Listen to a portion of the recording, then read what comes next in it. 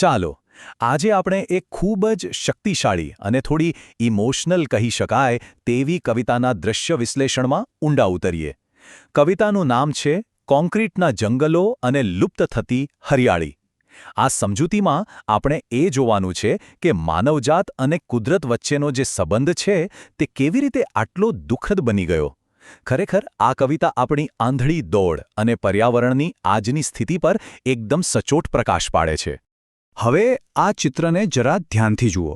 કવિ જે કહેવા માંગે છે એનો સ્પષ્ટ વિરોધાભાસ અહીં તરત જ આંખે વળગે છે.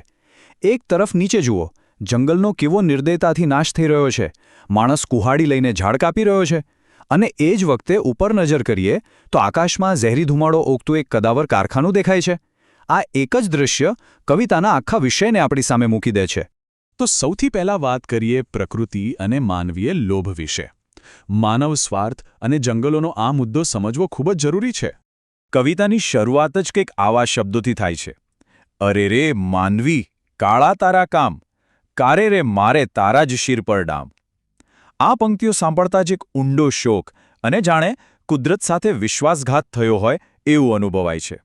કવિ બહુ સ્પષ્ટ કહે છે કે આપણા આ કાળા કામો એટલે કે જે રીતે આપણે પ્રકૃતિનો વિનાશ કરી રહ્યા છીએ એ છેવટે તો પોતાના જ પગ પર કુહાડી મારવા સમાન છે.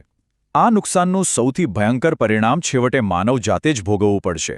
અને અહીં સમજવા જેવો સૌથી અગત્યનો મુદ્દો એ છે કે પ્રગતિની આ આંધળી દોડમાં આપણે એ સાવ જ ભૂલી ગયા છીએ કે જંગલો અને કુદરતી વાતાવરણ વિના આપણું પોતાનું અસ્તિત્વ ટકી શકે તેમ નથી.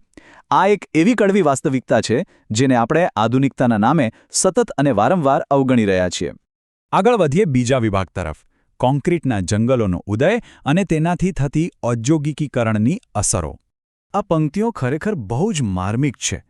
કાપી જંગલો કુદરતી કરે છે કેમ આમ, ઉગાડી જંગલો કોન્ક્રીટના મન ફાવે તેમ. કવિ સીધી રીતે જ આપણું ધ્યાન દોરે છે કે કેવી રીતે આપણે કુદરતી જીવનને હટાવીને ત્યાં કૃત્રિમ માળખાઓ ખડકી દીધા છે. આપણે કોઈ પણ પ્રકારના આયોજન કે ભવિષ્યની ચિંતા કર્યા વિના બસ મન ફાવે તેમ કુદરતી જંગલોનો નાશ કર્યો અને આ સિમેન્ટ કોન્ક્રીટના જંગલો ઊભા કરી દીધા. હરિયાળીની જગ્યા પથ્થરોએ લઈ લીધી. જો કવિતાના આ ભાગનું પૃથ્થકરણ કરીએ તો એક સીધી કારણ અને અસરની સાંકળ જોવા મળે છે. આ બેકાબૂ વિકાસનું પરિણામ શું આવ્યું?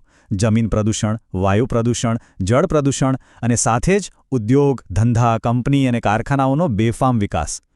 અગણિત કારખાનાઓને લીધે પ્રકૃતિના આ ત્રણેય મુખ્ય આધારસ્તંભો આજે ઝેરી બની ગયા છે. એટલે કે વિનાશ કોઈ એક જગ્યાએ નથી અટક્યો, એ સર્વવ્યાપી બની ગયો છે. હવે ફરી એકવાર પેલા કારખાનાના ધુમાડાવાળા દ્રશ્ય તરફ પાછા જઈએ. આ ચિત્ર કવિના એ આક્ષેપને બહુ સુંદર રીતે પકડી પાડે છે, જ્યાં માનવીએ અહંકારમાં આવીને પોતાને સર્વશ્રેષ્ઠ માની લીધો છે. હું જ માનવી, હું જ શ્રેષ્ઠ એવો ખોટો દાવો કરીને આપણે નિર્દોષ પશુ પક્ષીઓના અસ્તિત્વની સંપૂર્ણપણે અવગણના કરી નાખી. આપણે તેમની રહેવાની જગ્યા છીનવી લીધી.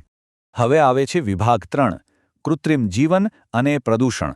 ટૂંકમાં કહીએ તો આ છે આપણી આધુનિકતાની કિંમત. આ સ્લાઇડમાં જે સરખામણી છે ને એ બહુ રસપ્રદ છે. અહીં બે અલગ દુનિયા વચ્ચેનો તફાવત બિલકુલ સ્પષ્ટ દેખાય છે. એક બાજુ છે કુદરતી દુનિયા, વૃક્ષો, હરિયાળી, પશુ પક્ષીઓ, જેનો આપણે સ્વેચ્છાએ ત્યાગ કરી દીધો છે.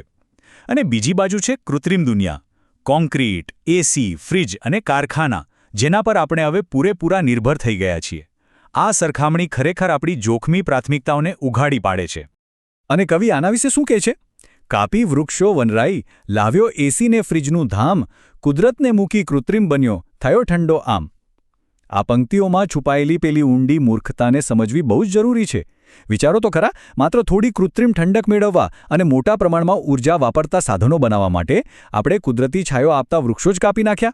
કુદરતનો સાથ છોડીને કૃત્રિમતા તરફ જવાની આ વાત જેટલી હાસ્યાસ્પદ છે ને એટલી જ ભયાનક પણ છે. તો હવે વાત કરીએ અંતિમ તબક્કાની. વિભાગ 4, ઋતુચક્રમાં ભંગાણ અને પર્યાવરણનું પતન. કવિ અત્યંત ભાવનાત્મક રીતે લખે છે કે ઋતુચક્રને ખોરવી બેઠો પર્યાવરણનું જોમ. આ થોડાક જ શબ્દો આપણી કૃત્રિમ જીવનશૈલીનું અંતિમ અને વરવું પરિણામ છતું કરી દે છે. આપણે પૃથ્વીના કુદરતી લઈને ઋતુઓના અવિરત ચક્રને સાવ તોડી નાખ્યું છે. પર્યાવરણનું જે જોમ કહેવાય, જે જીવંત શક્તિ હતી, એ જ આપણે આપણા હાથે હરી લીધી છે. આ વાત આપણને પર્યાવરણના પતનની ગંભીરતા વિશે એકદમ કઠોર વાસ્તવિકતા તરફ દોરી જાય છે. આ એ બાબતનું પ્રતીક છે કે હવે આપણે કુદરતી આશીર્વાદ ગુમાવી ચૂક્યા છીએ. ગ્લોબલ વોર્મિંગ હોય કે પછી આ ખોરવાયેલું ઋતુચક્ર, આ બધું જ પર્યાવરણના સંપૂર્ણ પતનની સ્પષ્ટ સાબિતી છે. અને હવે કવિતાના અંતમાં એક બહુ જ મોટી કરુણ વક્રોક્તિ એટલે કે આયરની જોવા મળે છે. જો આટલો બધો વિનાશ કર્યા પછી હવે આપણે શું કરીએ છીએ? આપણે કૃત્રિમ રીતે બંધાયેલા એર કન્ડિશન્ડ ઓરડાઓમાં બેસીને મીટિંગો કરીએ છીએ. ત્યાં બેસીને વિચારો કરીએ છીએ, મંથન કરીએ છીએ કે ક્યાં ભૂલ થઈ ગઈ. આખા જંગલો કાપી નાખીને હવે માત્ર કાગળ પર પ્રકૃતિ બચાવવાની વાતો કરવી, આનાથી મોટી વિડંબના બીજી શું હોઈ શકે? અને છેલ્લે આ બધી જ ચર્ચાઓ, મીટિંગો અને વિનાશના અંતે એક બહુ જ મોટો પ્રશ્ન ઊભો રહે છે. કવિતાના અંતિમ શબ્દો એક એવો સવાલ પૂછે છે જેનો જવાબ આપણી પોતાની જ ભૂલોમાં છુપાયેલો છે. વરસાદ કેમ નથી? આ કોઈ સામાન્ય પ્રશ્ન નથી, પણ એક ગંભીર ચેતવણી છે જે આપણને સૌને ઊંડા વિચારમાં મૂકી દે છે. શું આ પરિસ્થિતિને સુધારવાનો સમય હજુ બાકી છે ખરી?